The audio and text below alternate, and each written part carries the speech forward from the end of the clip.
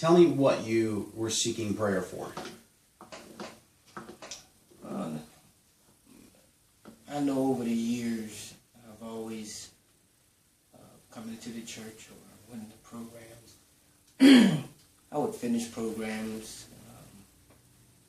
and I've always found myself always going back to crack cocaine, amongst other issues that leads up to the crack cocaine. And, sure. But for the most part, I could never figure out why I would have to keep going back, even though it's fundamental that if I picked it up, I'd lose everything that I have. Mm-hmm. When I allowed myself to understand that there had been something else that was going on, but I could never figure out exactly what was going on, because my mind would say, if you use that, you know you're going to lose this, just like you lost stuff in the past, and I just can't. I couldn't understand what was wrong with me. Now, somebody referred you to my ministry? Oh, yeah. And they just, it was a suggestion, basically? Yeah, it was a suggestion, but as soon as he said it, was almost like I need to do it. Yeah. Because I was more or less desperate. Mm-hmm. But then, when we did set up the session, when you did show up, I remember you asked if you could pray beforehand, and I said, yeah, of course. But in your prayer, you actually asked the Lord to help you overcome your doubt of what you thought this thing was going to look like. Yes. And so that leads me to believe that you were obviously questioning whether this was... Very skeptical. Very skeptical. Very much so, yeah. Very good.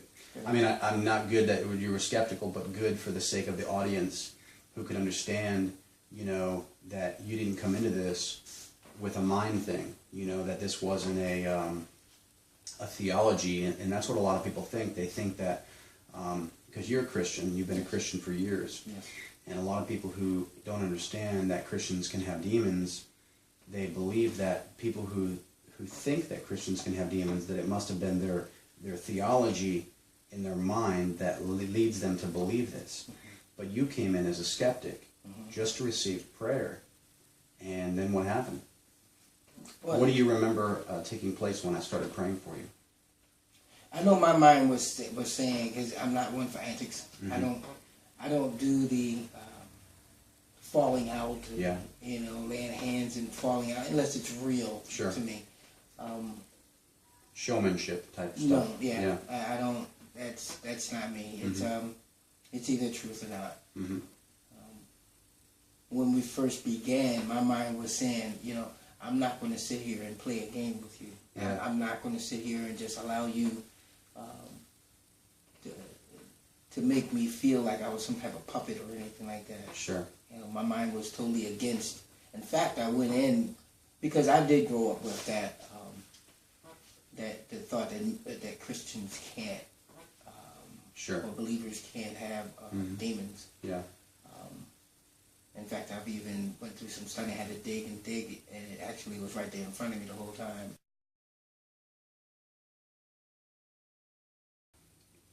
At the end of it, what did you feel? At the conclusion of the prayer session? For a moment, I was more or less delusional. Mm-hmm. I really didn't know heads from tail. Mm-hmm. I actually went over and sat in another seat, and I just really couldn't say anything. I was just... It was almost like I was floating. Mm-hmm. But as it started going away, I kind of felt weightlessness, or freedom, something I really never felt before. I mean, if I have felt it before, it's it's been a long time ago. Sure. But it was almost to a point where I can think freely. It was one of those things where I didn't have anything holding on to me. I didn't have any fears. There was really it was just a nothingness. And I just sat there, and I must have been for at least 45 minutes to an hour or something in that area. And I just didn't feel anything. I was just... It's really awesome. Yeah. Now, now? Okay, so that was immediately after. Now, what have you experienced since then? Since then, to be honest, I have every now and then I would get a thought of wanting to have a beer. Mm-hmm.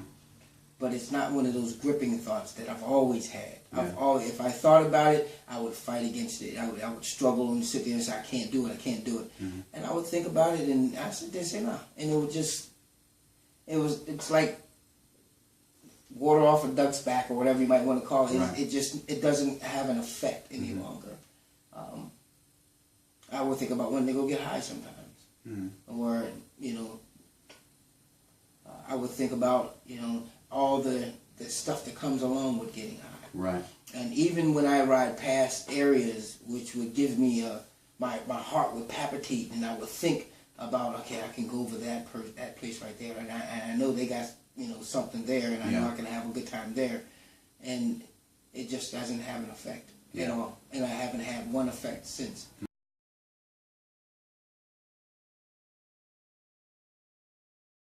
I remember you saying something about your wife immediately after your prayer session. Do you want to hit on that? About praying for her? Oh yeah. It was an automatic thing, and actually everything that's happening right now when it comes to God is automatic. Mm-hmm. It's not a struggle. It's not something that's a burden. Elaborate on that a little bit. Actually, it was the very next day. My wife had gotten up and she was really agitated. She was irritated. And I know most of it was stemming because I had fallen, and she had no idea how we were going to be able to overcome where we were at the moment. Right. And automatically, my hand went as she was going out the door. My hand went, and I laid hands on top of her head. Mm-hmm. I've never done that with my wife before. Mm.